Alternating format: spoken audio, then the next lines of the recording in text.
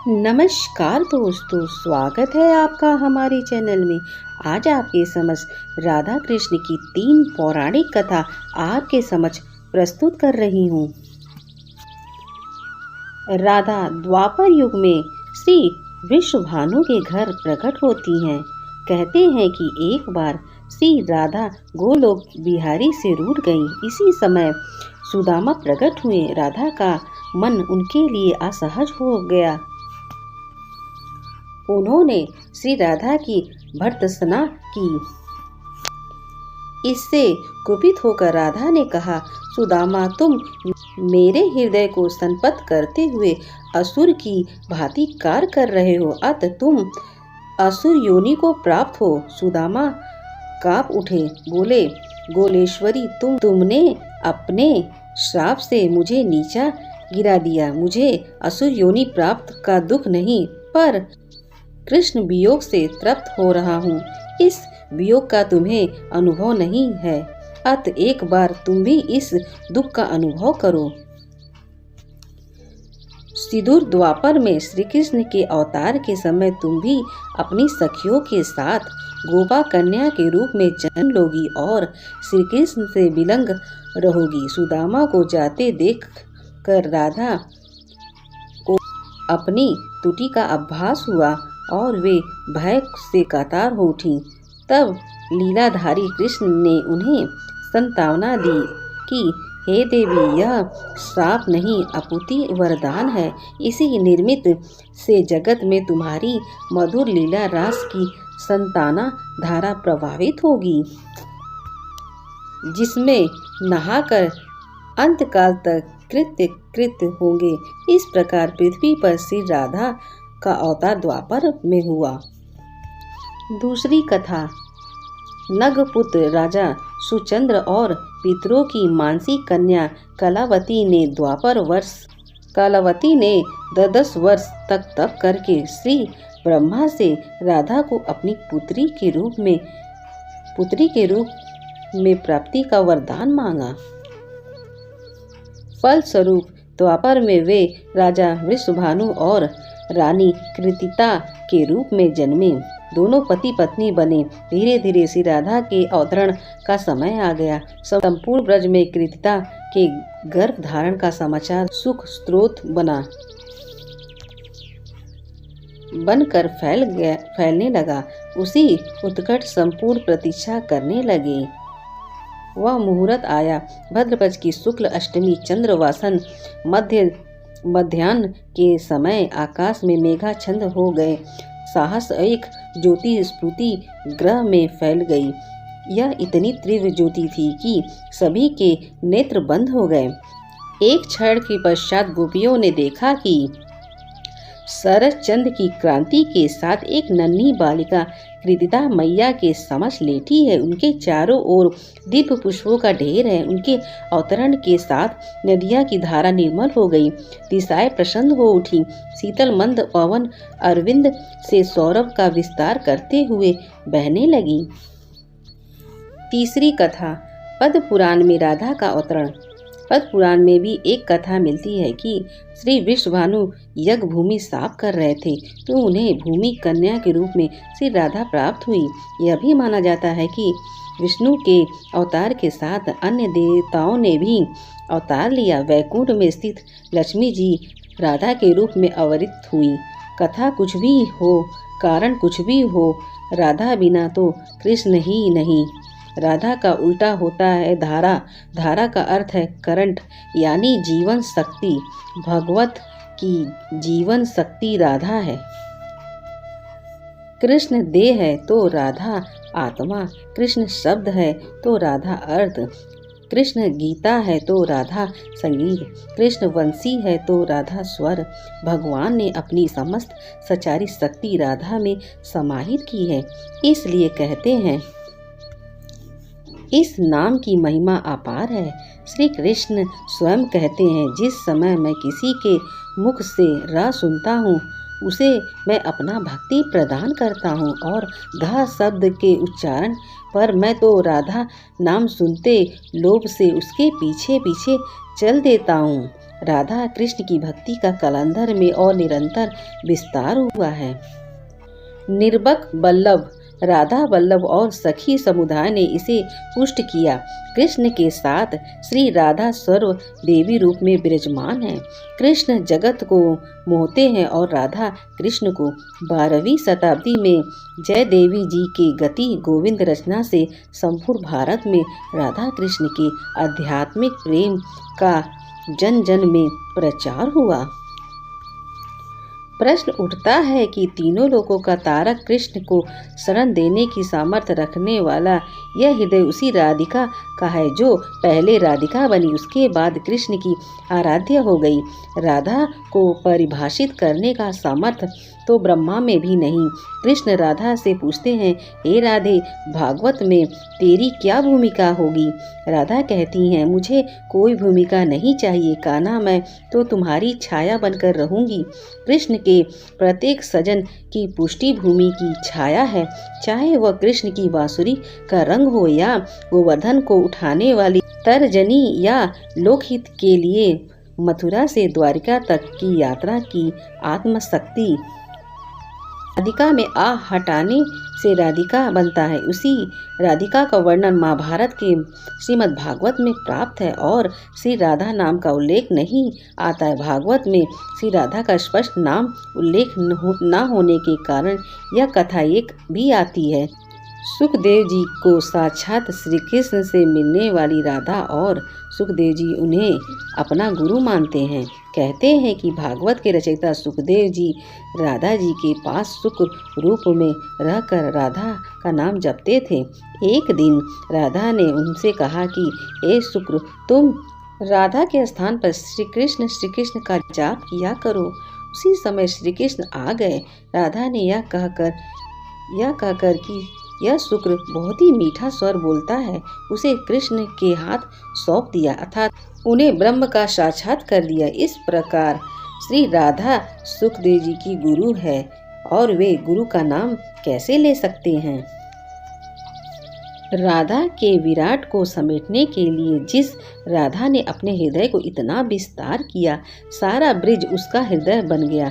इसलिए कृष्ण भी पूछते हैं कि बुझता श्याम कौन तू गौरी, किंतु राधा राधा प्रेम की थान पाना संभव नहीं। कुरुक्षेत्र में उनके आते ही समस्त परिवेश बदल जाता है। रुक्मिणी गर्भ दूध के साथ राधा को अपनी जलन भी देती है। कृष्ण स्मरण कर उसे एक सांस में ही पी जाते हैं। रुक्मिणी देखती हैं कि कृष्ण के पैरों में छाले हैं, मानो गर्म खौलते तेल से जल गया है। वे पूछती हैं, फफोले कैसे? कृष्ण कहते हैं कि हे प्रिय, मैं राधा के हृदय में हूँ। तुम्हारे मन की जिस जलन को राधा ने चुपचाप पी लिया, वही मेरे तन से फूटी है। इसलिए कहते हैं, तत्वन के तत्व जग जीवन, श्री कृष्ण चंद्र और कृष्ण को हु तत्व विश्व भानु की किशोरी है। अगर मेरी वीडियो आपको अच्छी लगी तो हमारे चैनल को सब्सक्राइब करें। नमस्कार मित्रों, हमारे चैनल में आपका स्वागत है। आज हम सुनेंगे भगवान राम ने शबरी को क्या नवधा भक्ति दी। शबरी भगवान श्री राम की अनन्य भक्त व मतन ऋषि की शिष्य थी। जब भगवान श्री राम अपने 14 वर्षों के वनवास में चित्रकूट पहुँचे थे, तो उसी समय ऋषि मतन ने समाधि ले ली थी व अपने लोक को चले गए थे। जाने से पहले उन्होंने अपनी शिष्य शबरी की ईश्वर भक्ति से प्रसन्न होकर उससे कहा था कि एक दिन भगवान विष्णु के रूप श्री राम स्वयं तुम्हारी कुटिया में आएंगे व तुम्हारा उद्धार करेंगे। तब से लेकर शबरी प्रतिदिन भगवान श्री राम के आने की प्रतीक्षा करती व उनके लिए अपनी कुटिया को सजाती। उसके अंदर अपने गुरु की भांति धर्म का संपूर्ण ज्ञान पाकर मोक्ष प्राप्ति की इच्छा थी। एक दिन जब भगवान श्री राम अपनी पत्नी सीता को ढूंढते हुए माता शबरी की कुटिया में पहुँचे तो शबरी ने उनका आतिथ्य सत्कार किया। भगवान राम भी शबरी की भक्ति से अत्यंत प्रसन्न थे। अंत में जब भगवान राम जाने लगे तब शबरी ने अपने गुरु की बात उन्हें बताई व ज्ञान प्राप्ति की इच्छा व्यक्त की। तब प्रभु श्री राम ने उन्हें मूक भाषा में हृदय से हृदय तक नवधा भक्ति का ज्ञान दिया। आइए जाने वह नवधा भक्ति क्या थी। भगवान श्री राम के द्वारा शबरी को दी गई नवधा भक्ति ज्ञान। एक, हमेशा संतों ऋषि मुनियों के आचरण में रहो व उनसे शिक्षा प्राप्त करो। 2, ईश्वर पर विश्वास करके उनकी कथाओं के द्वारा शिक्षा लो व उनके बताए मार्ग पर चलो। 3, बिना किसी स्वार्थ भावना के हमेशा अपने गुरु की सेवा व आदर करो। 4, प्रभु का हमेशा ध्यान करो व उनकी स्तुति करो। उस समय मन में किसी भी प्रकार की कपट छल की भावना को मत आने दो। 5, भगवान के नाम को शक्तिशाली मंत्रों के साथ जाप करो व शरीर को शुद्ध करो। उसके लिए वेदों व शास्त्रों का अध्ययन करो व उनसे मिली शिक्षा व जीवन पद्धति को अपने जीवन में अपनाओ। 6, स्वयं का आत्म मंथन करो व सांसारिक भौतिक वस्तुओं के मोह में ना पड़कर सामाजिक कल्याण के कार्य करो। स्वयं का आत्म विकास करो व उन्नति के मार्ग पर बढ़ो। 7, सात्विक भक्ति में भगवान ने गुरु का स्थान ईश्वर से भी ऊपर बताया व कहा कि उनके द्वारा ही हमें भगवान, भक्ति, वेद इत्यादि का ज्ञान होता है। इसलिए गुरु का स्थान सबसे ऊंचा माना जाता है। 8, हमेशा स्वयं में संतोष भावना रखो व अधिक पाने की लालसा मत रखो। दूसरों में दोष देखने की बजाय स्वयं का उद्धार करो। 9, हमेशा स्वयं के मन को सरल बनाओ व किसी के साथ छल मत करो।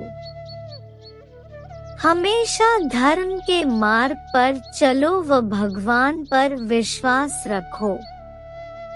या थी कुछ अनमोल बातें जो हमें जीवन जीना सिखाती है। जय सिया राम। नमस्कार मित्रों, स्वागत है आपका हमारे चैनल में। आज आपकी समझ द्रौपदी के पुनः जन्म की इस अधूरी इच्छा ने उन्हें बना 5 पतियों की पत्नी। द्रौपदी के पुनः जन्म की कहानी।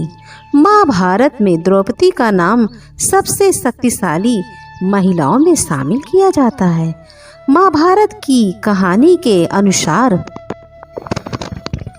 पूर्व जन्म में द्रौपदी एक गरीब विधवा ब्राह्मणी थी, जिसका पति किसी गंभीर बीमारी से पीड़ित होकर मर गया था। द्रौपदी की अधूरी इच्छाएं ही उसके 5 पतियों की प्राप्ति का कारण बनी। आइए जानते हैं द्रौपदी के पुनः जन्म की कहानी। महाभारत में द्रौपदी के किरदार को बहुत ही शक्तिशाली महिला के नाम से जाना जाता है। द्रौपदी राजा द्रुपद के यज्ञ कुंड से अवरित हुई थी, इसलिए द्रौपदी को यज्ञसेनी नाम से भी जाना जाता है। पौराणिक कथा के अनुसार द्रौपदी केवल पांडवों की पत्नी या पंचाल देश की राजकुमारी ही नहीं, बल्कि द्रौपदी को एक ऐसा योद्धा भी माना जाता है जिसने कुरुक्षेत्र की रणभूमि पर शस्त्र नहीं उठाए, लेकिन फिर भी गलत के खिलाफ आवाज उठाना और न्याय के प्रति प्रतिबद्ध रहने द्रौपदी को योद्धा के समान बनाते हैं। द्रौपदी के पुनः जन्म की बात करें तो पूर्व जन्म में ज़्यादा पाने की लालसा या फिर यूँ कहें कि लालच के कारण द्रौपदी ने ऐसी भूल कर दी थी जिससे उन्हें अगले जन्म में 5 पति मिले। आइए जानते हैं द्रौपदी के पुनः जन्म की कहानी और 5 पतियों का रहस्य। महाभारत के आदि पर्व में द्रौपदी के जन्म की कथा में व्यास जी ने लिखा है कि द्रौपदी यानी यज्ञ से जन्मी यज्ञसेनी पिछले जन्म में एक गरीब ब्राह्मणी थी। उसका पति हमेशा बीमार रहता था, इस कारण उसे उस ब्राह्मणी महिला को पति से कोई भी सुख नहीं मिल पाया। वहीं एक दिन इस महिला का पति बीमारी से मर गया, जिसके बाद गरीब ब्राह्मणी महिला विधवा हो गई। यह दुखियारी महिला हमेशा सोचा करती थी काश उसका पति स्वस्थ और सब गुण संपन्न होता तो उसकी हर इच्छा पूरी हो जाती। इन अधूरी इच्छाओं का बोझ उसे अंदर से खाए जा रहा था। विधवा ब्राह्मणी के पति के मर जाने के बाद उसे समाज द्वारा बहुत ही यातना सहनी पड़ी। साथ ही घर में कोई कमाने वाला व्यक्ति भी नहीं था, इसलिए इस महिला को हमेशा भूखे पेट ही दिन गुजारने पड़ते थे। साथ ही उसे रह रहकर अपने पति की याद आती थी। एक रात सोते हुए इस महिला को विचार आया कि अगर अगले जन्म में भी उसके साथ कुछ ऐसा ही हुआ तो उसे एक बार फिर से अधूरी इच्छाओं का बोझ उठाना पड़ेगा। इसलिए उस गरीब महिला ने भगवान शिव की तपस्या करने के विषय में सोचा। गरीब विधवा महिला ने महादेव की कड़ी तपस्या करनी शुरू की। कई वर्षों की तपस्या के बाद महादेव प्रकट हुए। महादेव को सामने खड़ा पाकर गरीब विधवा महिला अति उत्साहित हो गई और उसने अगले जन्म के सगुण संपन्न पति की विशेषता बतानी शुरू कर दी। द्रौपदी ने ऐसी विशेषता बताई जो किसी भी एक मनुष्य में होना लगभग असंभव था, लेकिन महिला अपनी कामना पर अड़िग रही और विविध विशेषताओं वाले पति का ही वरदान मांगा। उसने कहा कि हे महादेव, अगले जन्म में इन सभी विशेषताओं वाला पति मुझे प्रदान करें। अति उत्साह में उस महिला ने 5 बार यही बात दोहराते हुए प्रार्थना की। महादेव अपने भक्तों की हर कामनाएं पूरी करते, इसलिए उन्होंने उस महिला के उसके हट के अनुसार वरदान दे दिया। पूर्व जन्म की अधूरी इच्छा की वजह से द्रौपदी पूर्व जन्म में लालसा से भर गई। आप इसे मानवीय कमजोरी कहें या फिर कुछ पाने की अति लालसा, लेकिन यही भूल द्रौपदी के 5 पतियों की आधार बनी। महाभारत में पंचाल देश के राजा द्रुपद ने अपनी बेटी द्रौपदी का स्वयंवर रचाया। इस स्वयंवर की शर्त यह थी कि जो भी राजकुमार पानी में मछली का प्रतिबिंब देखकर उसकी आंख पर निशाना साधेगा, द्रौपदी उसे अपना वर चुनेगी।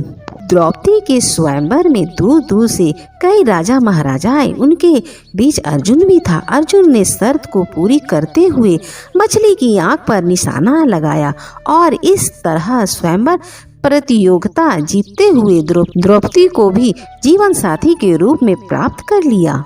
कुंती के कहने पर द्रौपदी का विवाह 5 पांडवों से हुआ। अर्जुन जब सभी भाइयों और द्रौपदी को लेकर वन में पहुंचे तो पांडव की माता कुंती किसी कार्य को करने में व्यस्त थी। अर्जुन ने उत्साहित होकर बाहर से आवाज लगाते हुए कहा, माँ देखिए हम आपके लिए क्या लाए हैं। अर्जुन की पूरी बात सुने बिना कुंती ने कहा, तुम जो भी लाए हो उसे 5 भाइयों में बांट लो। कुंती के मुंह से यह बात सुनकर अर्जुन को अपनी भूल का एहसास हुआ कि उसने भूल से किसी मनुष्य के लिए कैसे शब्द का इस्तेमाल किया है। लेकिन जब कुंती को द्रौपदी के बारे में पता चला तो उसे बहुत ही क्रोध आया और कुंती ने हठ करते हुए कहा कि तुमने एक कन्या के लिए ऐसे शब्द का प्रयोग किया जैसे कोई वस्तु हो, इसलिए अब मेरी बात को पूरा करो और 5 भाई इस कन्या से विवाह कर लो।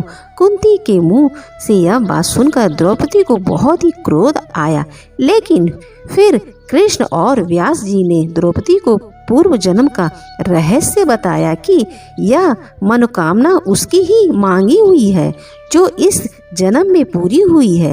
इस तरह द्रौपदी का विवाह 5 पांडव युधिष्ठिर, अर्जुन, भीम, नकुल और सहदेव से करा दिया गया और पूर्व जन्म की भूल की वजह से द्रौपदी को 5 पति प्राप्त हुए। अगर मेरी वीडियो आपको अच्छी लगी तो हमारे चैनल को सब्सक्राइब करें। नमस्कार दोस्तों, हमारे चैनल में आपका स्वागत है। आज हम सुनेंगे कर्ण की उदारता। एक बार भगवान श्री कृष्ण पांडवों के साथ बातचीत कर रहे थे। भगवान उस समय कर्ण की उदारता की बार बार प्रशंसा करते थे। यह बात अर्जुन को अच्छी नहीं लगी। अर्जुन ने कहा, श्याम सुंदर, हमारे बड़े भाई धर्मराज जी से बढ़कर उदार तो कोई है ही नहीं, फिर आप उनके सामने कर्ण की इतनी प्रशंसा क्यों करते हैं? भगवान ने कहा, यह बात मैं तुम्हें फिर कभी समझा दूंगा। कुछ दिनों पीछे अर्जुन को साथ लेकर भगवान श्री कृष्ण धर्मराज युधिष्ठिर के राजभवन के दरवाजे पर ब्राह्मण का वेश बनाकर पहुँचे। उन्होंने धर्मराज से कहा, हमको एक मन चंदन की सूखी लकड़ी चाहिए, आप कृपा करके मंगा दें। उस दिन जोर की वर्षा हो रही थी। कहीं से भी लकड़ी लाने पर वह अवश्य भीग जाती। महाराज युधिष्ठिर ने नगर में अपने सेवक भेजे, किंतु संयोग की ऐसी बात कि कहीं भी चंदन की सूखी लकड़ी सेर आध सेर से अधिक नहीं मिली। युधिष्ठिर ने हाथ जोड़कर प्रार्थना की, आज सूखा चंदन मिल नहीं रहा है, आप लोग कोई और वस्तु चाहे तो तुरंत दी जा सकती है। भगवान ने कहा, सूखा चंदन नहीं मिलता तो न सही, हमें कुछ और नहीं चाहिए। वहां से अर्जुन को साथ लिए उसी ब्राह्मण के वेश में भगवान कर्ण के यहाँ पहुँचे। कर्ण ने बड़ी श्रद्धा से उनका स्वागत किया। भगवान ने कहा, हमें इसी समय एक मन सूखी लकड़ी चाहिए। कर्ण ने दोनों ब्राह्मणों को आसन पर बैठाकर उनकी पूजा की। फिर धनुष चढ़ाकर उन्होंने बाण उठाया। बाण मार मार कर कर्ण ने अपने सुंदर महल के मूल्यवान किवाड़, चौखटे, पलंग आदि तोड़ डाले और लकड़ियों का ढेर लगा दिया। सब लकड़ियां चंदन की थी। यह देखकर भगवान ने कर्ण से कहा, तुमने सूखी लकड़ियों के लिए इतनी मूल्यवान वस्तुएं क्यों नष्ट की? कर्ण हाथ जोड़कर बोले, इस समय वर्षा हो रही है, बाहर से लकड़ी मंगाने में देर होगी, आप लोगों को रुकना पड़ेगा, लकड़ी भीग भी जाएगी। ये सब वस्तुएं तो फिर बन जाएंगी, किंतु मेरे यहाँ आए अतिथि को निराश होना पड़े या कष्ट हो, तो वह दुख मेरे हृदय से कभी दूर नहीं होगा। भगवान ने कर्ण को यशस्वी होने का आशीर्वाद दिया और वहां से अर्जुन के साथ चले आए। लौटकर भगवान ने अर्जुन से कहा, अर्जुन देखो, धर्मराज युधिष्ठिर के भवन के द्वार चौखटे भी चंदन की है, चंदन की दूसरी वस्तुएं भी राजभवन में है, लेकिन चंदन मांगने पर भी उन वस्तुओं को देने की धर्मराज को याद नहीं आई और सूखी लकड़ी मांगने पर भी कर्ण ने अपने घर की मूल्यवान वस्तुएं तोड़कर लकड़ी दे दी। कर्ण स्वभाव से उदार है और धर्मराज युधिष्ठिर विचार करके धर्म पर स्थिर रहते हैं। मैं इसी से कर्ण की प्रशंसा करता हूँ। इस कथा से हमें यह शिक्षा मिलती है कि परोपकार, उदारता, त्याग तथा अच्छे कर्म करने का स्वभाव बना लेना चाहिए। जो लोग नित्य अच्छे कर्म नहीं करते और सोचते रहते हैं कि कोई बड़ा अवसर आने पर वे महान त्याग या उपकार करेंगे, उनको अवसर आने पर यह बात सूझती ही नहीं कि वह महान त्याग किया कैसे जाए। जो छोटे छोटे अवसरों पर भी त्याग तथा उपकार करने का स्वभाव बना लेता है, वही महान कार्य करने में भी सफल होता है। नमस्कार मित्रों, स्वागत है आपका हमारे चैनल में। आज आपके समक्ष बर्बरीक को क्यों कहते हैं खाटू श्याम, जानिए इसके पीछे की रहस्य। बर्बरीक दुनिया का सर्वश्रेष्ठ धनुधर थे। बर्बरीक के लिए 3 बाण ही काफी थे, जिसके बल पर वे कौरव और पांडवों की पूरी सेना को समाप्त कर सकते थे। युद्ध के मैदान में भीम के पौत्रक बर्बरी दोनों खेमे के मध्य बिंदु एक पीपल के वृक्ष के नीचे खड़े हो गए और यह घोषणा कर डाली कि मैं उस पक्ष की तरफ से लड़ूंगा जो हार रहा होगा। बर्बरी की इस घोषणा से कृष्ण चिंतित हो गए। भीम के पौत्रक बर्बरी के समक्ष जब अर्जुन तथा भगवान श्री कृष्ण उनकी वीरता का चमत्कार देखने के लिए उपस्थित हुए, तब बर्बरीक ने अपनी वीरता का एक छोटा सा नमूना मात्र ही दिखाया। कृष्ण ने कहा कि यह जो वृक्ष है, इसके सारे पत्ते को एक ही तीर से छेद डालो तो मैं मानूंगा। बर्बरीक ने आज्ञा लेकर तीर को वृक्ष की ओर छोड़ दिया। जब तीर एक एक करके सारे पत्ते को छेदता जा रहा था, उसी दौरान एक पत्ता टूटकर नीचे गिरा। कृष्ण ने यह सोचकर पैर रखकर उसे छिपा लिया, यह छेद होने से बच जाएगा। लेकिन सभी पत्तों को छेदता हुआ वह तीर कृष्ण के पैरों के पास आकर रुक गया। तब बर्बरीक ने कहा कि प्रभु, आपके पैर के नीचे एक पत्ता दबा हुआ है, कृपया पैर हटा लीजिए, क्योंकि मैंने तीर को सिर्फ पत्तों को छेदने के लिए आज्ञा दी थी, आपके पैर को छेदने को नहीं। इसके इस चमत्कार को देखकर कृष्ण चिंतित हो गए। भगवान श्री कृष्ण यह बात जानते थे कि बर्बरीक प्रतिज्ञावश हारने वाले का साथ देगा। यदि कौरव हारते हुए नजर आए तो फिर पांडव के लिए संकट खड़ा हो जाएगा। यदि जब पांडव बर्बरी के सामने हारते नजर आएंगे तो फिर वह पांडव का साथ देगा। इस तरह वह दोनों ओर की सेना को एक ही तीर से खत्म कर देगा। तब भगवान श्री कृष्ण ने ब्राह्मण वेश बनाकर सुबह बर्बरी के शिविर के द्वार पर पहुंच गए और दान मांगने लगे। बर्बरी ने कहा, मांगो ब्राह्मण, क्या चाहिए?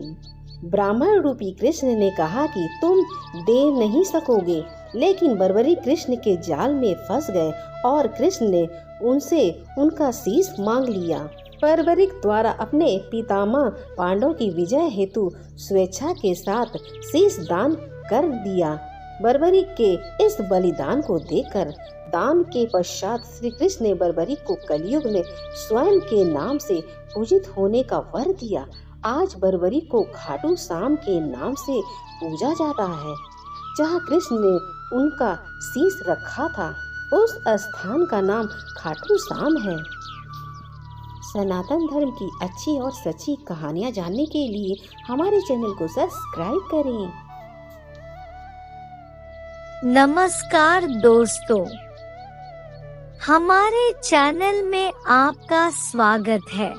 आज हम सुनेंगे सुदामा और कृष्णा की दोस्ती की कहानी। हाल ही में फ्रेंडशिप डे यानी मित्रता दिवस मनाया गया है। आज के युवा दोस्ती को बहुत अहमियत देते हैं। माता पिता और गुरु के अलावा दोस्ती का रिश्ता भी बहुत खास होता है। दोस्त सुख दुख में आपका साथ देते हैं। अच्छे और बुरे के बारे में दोस्त बेहतर सलाह देते हैं। हालांकि दोस्ती भारतीय परंपरा में नई बात नहीं है। भारत में सच्ची मित्रता की कहानी सदियों पुरानी है, जिनका जिक्र पुराणों में मिलता है। दोस्ती का जिक्र आता है तो उदाहरण भगवान श्री कृष्ण और सुदामा का दिया जाता है। कृष्ण एक राजा थे और सुदामा एक गरीब ब्राह्मण।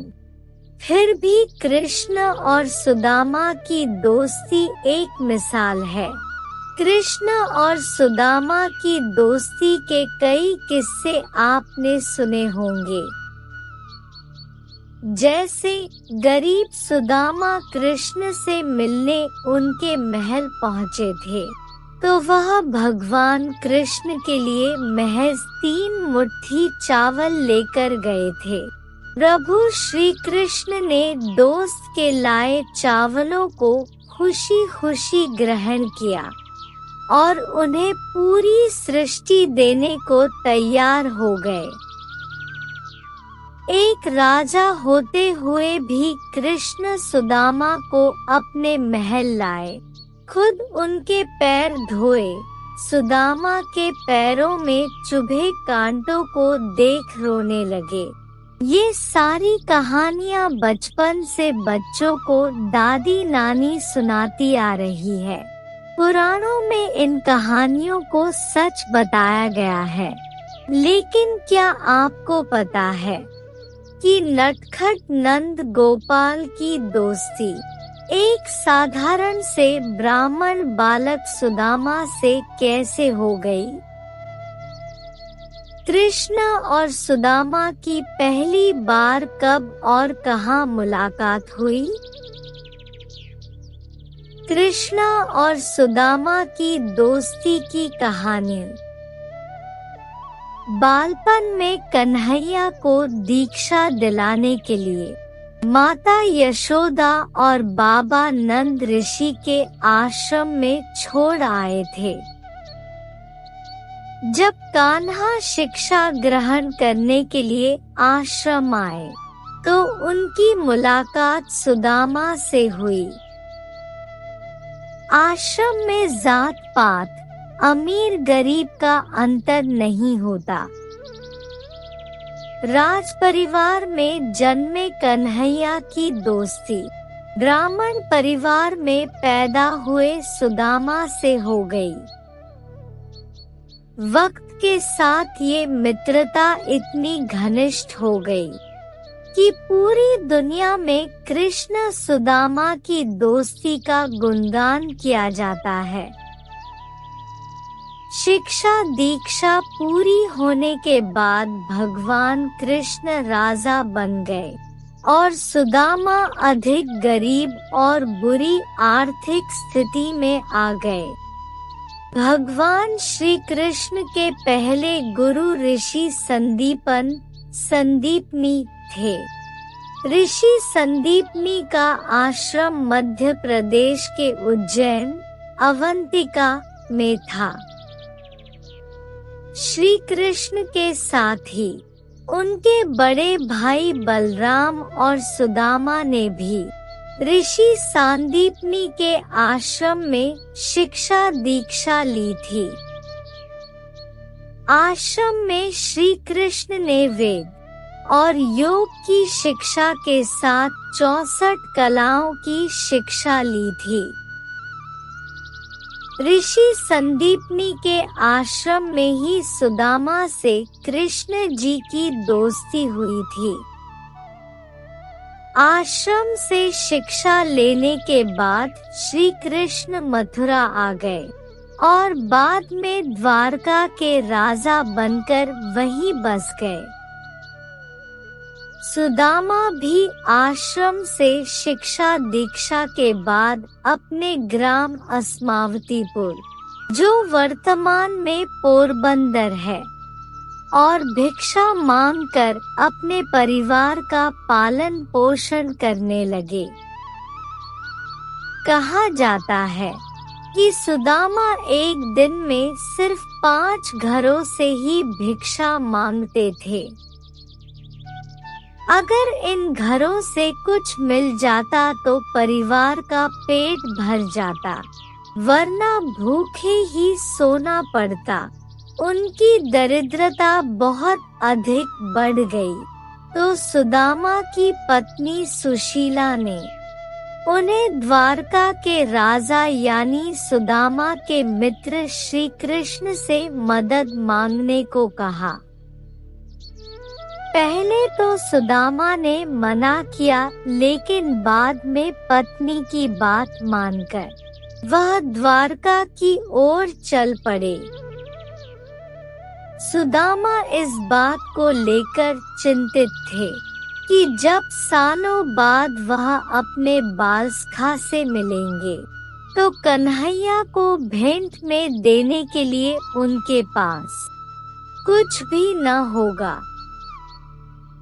सुदामा की पत्नी ने इस बात को समझते हुए पड़ोस के घर से कुछ मुट्ठी चावल मांगकर पोटली बनाकर सुदामा को दे दी। जब वह नंगे पग और तन ढकने के लिए फटी धोती पहन कृष्ण के महल के सामने आए और द्वारपाल से कहा कि वह केशव के मित्र है, तो हर कोई उन पर हंसने लगा। लेकिन सुदामा ने द्वारपाल से श्री कृष्ण के समक्ष उनका संदेश ले जाने की विनती की। जब द्वारपाल महाराज कृष्ण के पास पहुंचा और सारी बात बताई तो भगवान एक पल में समझ गए कि उनके बचपन का मित्र उनसे मिलने आया है। बिना मुकुट लगाए नंगे पैर सुदामा से मिलने पहुँचे और उन्हें देखकर गले लगा लिया। 2 मित्र सालों बाद एक राजा और गरीब ब्राह्मण के रूप में एक दूसरे से मिले, लेकिन उनके दिल में एक दूसरे के लिए असीम स्नेह था। कृष्ण सुदामा को अपने महल ले गए और उनके पैरों को खुद अपने हाथों से धोने लगे। नंगे पैर होने के कारण सुदामा के पैरों में कांटे चुभे थे। भगवान श्री कृष्ण ये देख रोने लगे। फिर कन्हैया ने अपने बालसखा से पूछा कि मेरे लिए क्या भेंट लाए हो। तो पहले सुदामा ने संकोच किया कि एक राजा को कुछ मुट्ठी चावल किस मुंह से दे, लेकिन कृष्ण के हट करने पर उन्होंने चावल की पोटली कान्हा को पकड़ा दी। यशोदानंदन ने भी उन कच्चे चावलों को बड़े स्वाद के साथ खाया, जैसे उससे बेहतर कुछ हो ही ना। ऐसी थी कृष्ण और सुदामा की मित्रता। बोलो हरे कृष्णा कृष्णा कृष्णा हरे हरे, हरे रामा रामा रामा हरे हरे। नमस्कार मित्रों, स्वागत है आपका हमारे चैनल में। आज आपके समझ गोपाष्टमी की महत्व एवं पूजा। भगवान श्री कृष्ण अपनी गायों से कितना प्यार करते थे, चलिए इसके बारे में हम बताते हैं। कार्तिक शुक्ल पक्ष अष्टमी तिथि को गोपाष्टमी के रूप में मनाया जाता है। इस दिन भगवान श्री कृष्ण गौचरण लीला आरंभ की थी। गौ अष्टमी पूजन विधि। इस दिन बछड़े सहित गाय का पूजन करने का विधान है। इस दिन प्रातः काल उठकर नित्य कर्म से निर्वृत्त होकर स्नान करते हैं। प्रातः काल ही गौ और उनके बछड़ों को भी स्नान कराया जाता है। गौ माता के अंगों में मेहंदी, रोली, हल्दी आदि के थापे लगाए जाते हैं। गायों को सजाया जाता है। प्रातः काल ही धूप, दीप, पुष्प, अक्षत, रोली, जलेबी, वस्त्र और जल से गौ माता की पूजा की जाती है। आरती उतारी जाती है। पूजा के बाद गौ ग्रास निकाला जाता है। गौ माता की परिक्रमा भी की जाती है। परिक्रमा के बाद गौ को साथ कुछ देर चला भी जाता है। भगवान श्री कृष्ण की गौचरण लीला।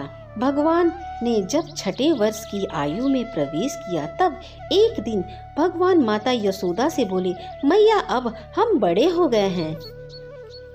मैया यशोदा बोली, अच्छा लल्ला, तुम बड़े हो गए हो तो बताओ क्या करें।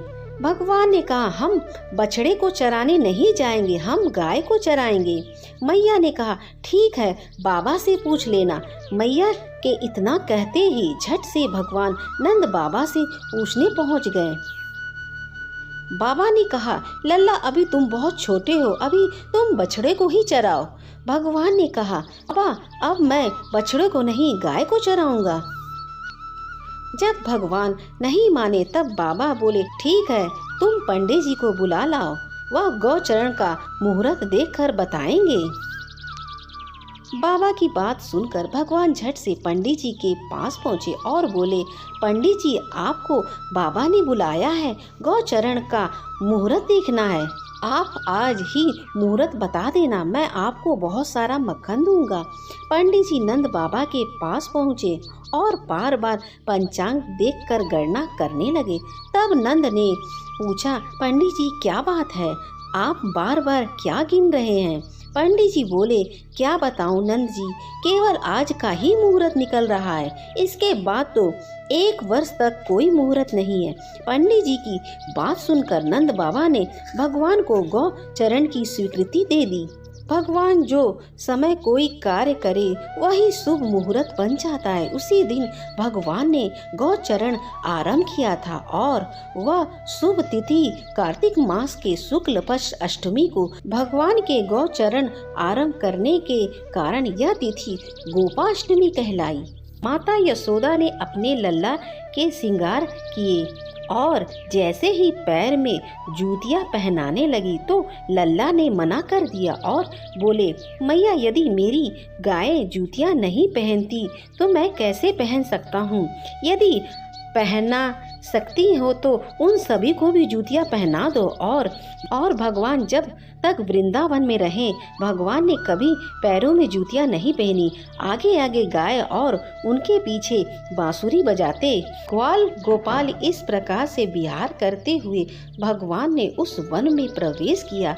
तब से भगवान की गौ चरण लीला आरंभ हुआ।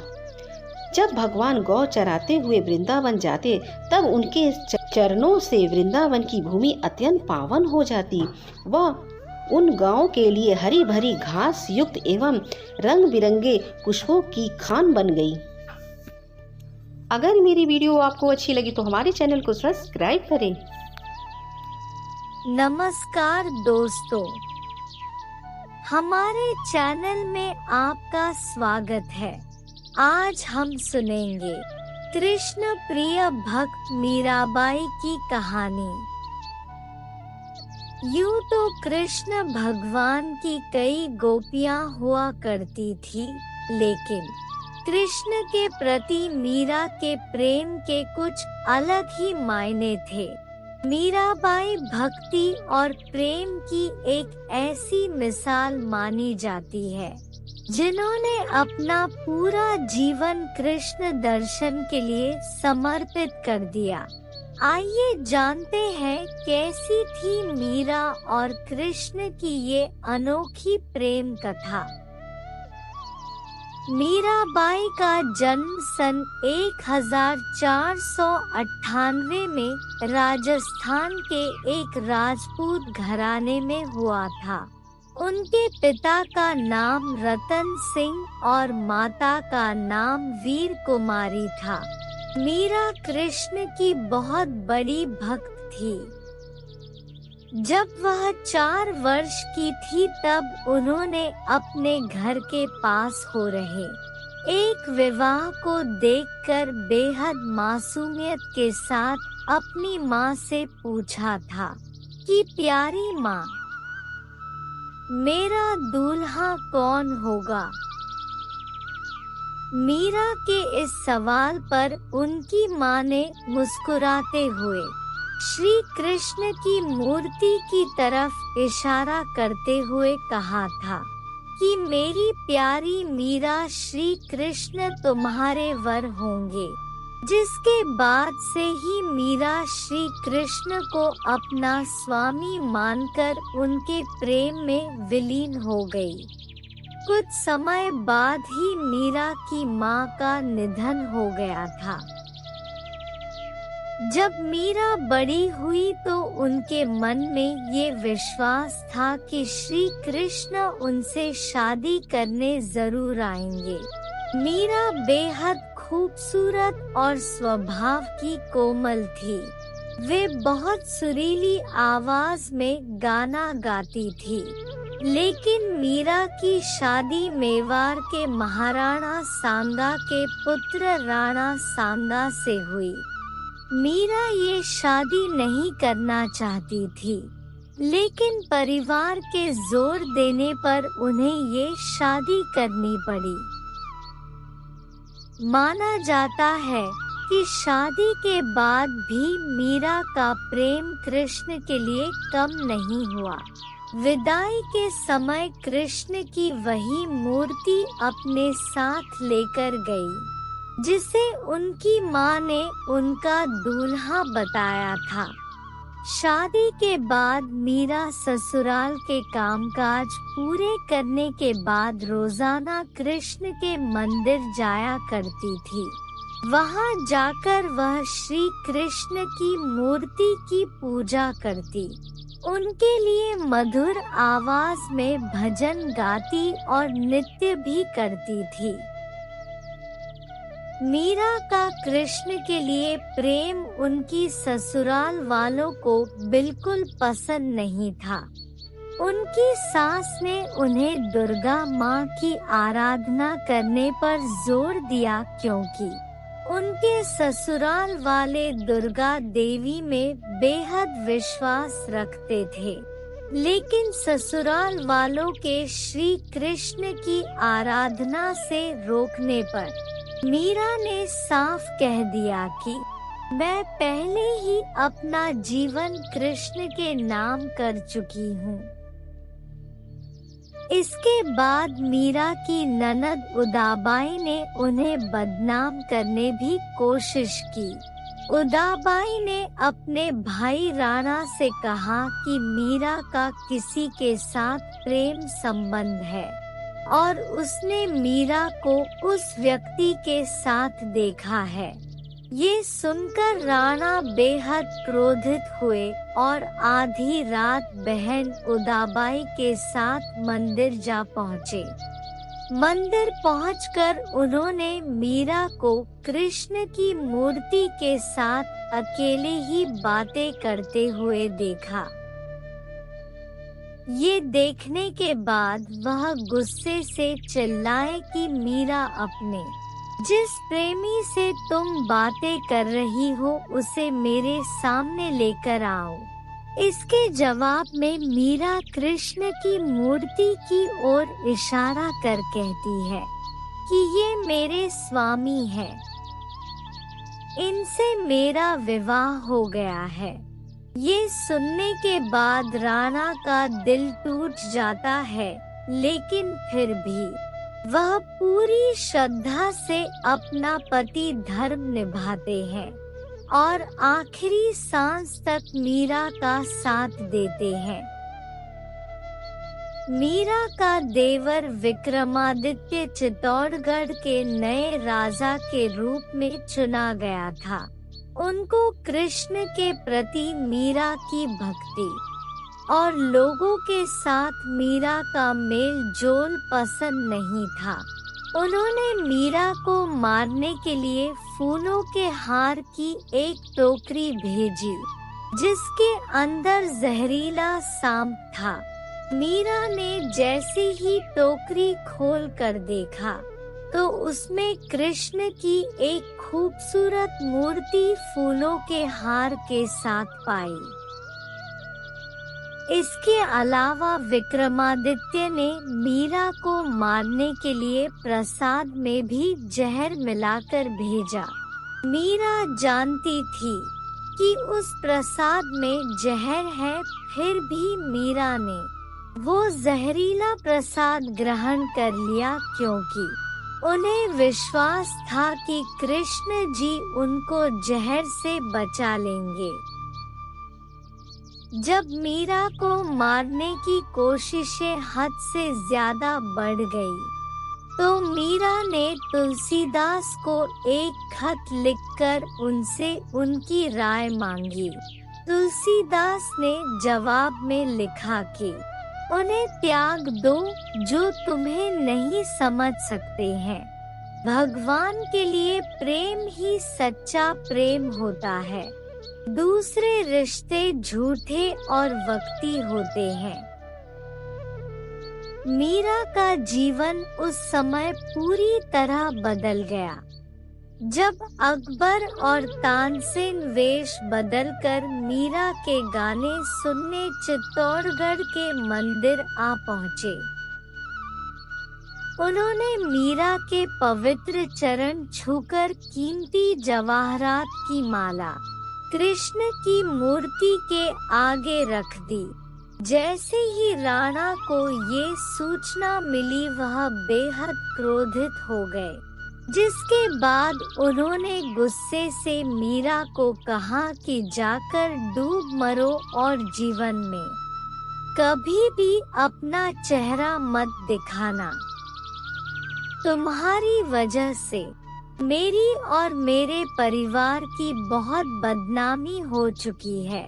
तुमने हमें लांछित किया है। मीरा ने राणा की कही बातों का पालन किया और वह गोविंदा गिरधारी गोपाल जपत जपते कृष्ण के ख्यालों में नाचते गाते नदी की ओर बढ़ने लगी। जैसे ही मीरा ने नदी में कूदने की कोशिश की, पीछे से किसी ने उनके हाथ को थाम लिया और वह गिरने से बच गई। मीरा ने मुड़कर देखा तो अपने प्रेमी कृष्ण को पाया। कृष्ण को अपने पास देखकर मीरा को विश्वास नहीं हुआ और वह कृष्ण की गोद में बेहोश होकर गिर पड़ी। ये देखकर कृष्ण मुस्कुराए और मीरा के कान में बोले, मेरी प्यारी मीरा, तुम्हारा जीवन नश्वर रिश्तेदारों के साथ समाप्त हो चुका है। अब तुम आजाद हो, खुश रहो। तुम मेरी हो और हमेशा मेरी ही रहोगी। इसके बाद मीरा वृंदावन चली गई। मीरा के वृंदावन चले जाने पर राणा वृंदावन आकर मीरा से माफी मांगते हैं और अपने साथ चलने को कहते हैं, लेकिन मीरा साथ चलने से इनकार कर कहती है कि मेरा जीवन कृष्ण से जुड़ा है।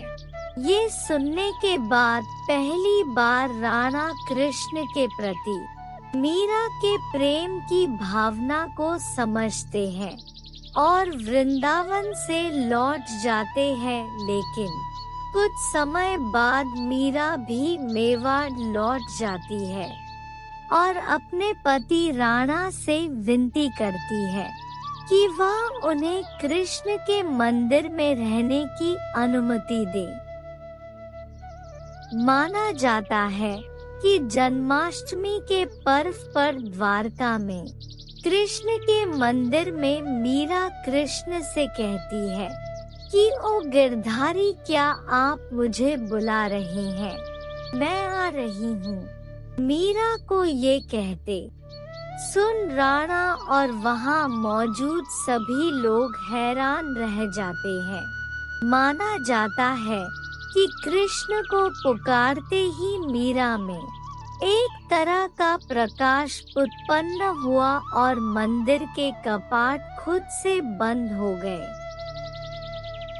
जब कपाट खुलते हैं तो मीरा की साड़ी कृष्ण भगवान की मूर्ति पर लिपटी हुई होती है, लेकिन मंदिर में मीरा नहीं होती। सिर्फ मीरा और उनकी बांसुरी की आवाज सुनाई देती है। माना जाता है कि मीरा कृष्ण की मूर्ति में ही समा गई थी। नमस्कार मित्रों, स्वागत है आपका हमारे चैनल में। आज आपके समझ सुदामा की कथा आपके समझ प्रस्तुत कर रही हूँ। किस कारण सुदामा को भोगनी पड़ी इतनी गरीबी। कृष्ण और सुदामा की दोस्ती सब वाकिफ होंगे। अगर किसी को कभी दोस्ती का मिसाल देनी हो तो सबसे पहला नाम कृष्ण और सुदामा का ही आता है। कृष्ण का जन्म एक संपन्न परिवार में हुआ था और वहीं सुदामा एक गरीब ब्राह्मण थे। दोनों में जमीन आसमान का फर्क था, लेकिन दोनों की दोस्ती का मिसाल आज भी हम देते हैं। शास्त्रों में कहा गया है कि सुदामा एक समय में बहुत ही अमीर हुआ करते थे, लेकिन क्या किसी को पता है कि सुदामा गरीब कैसे हुए? क्या थी इसके पीछे की वजह?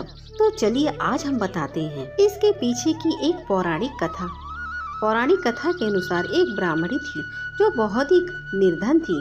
भिक्षा मांगकर जीवन व्यापन करती थी। एक समय ऐसा आया कि 5 दिन तक उसे भिक्षा नहीं मिली। वह प्रतिदिन पानी पीकर भगवान का नाम लेकर सो जाती थी। 6ठे दिन उसे भिक्षा में 2 मुट्ठी चने मिले।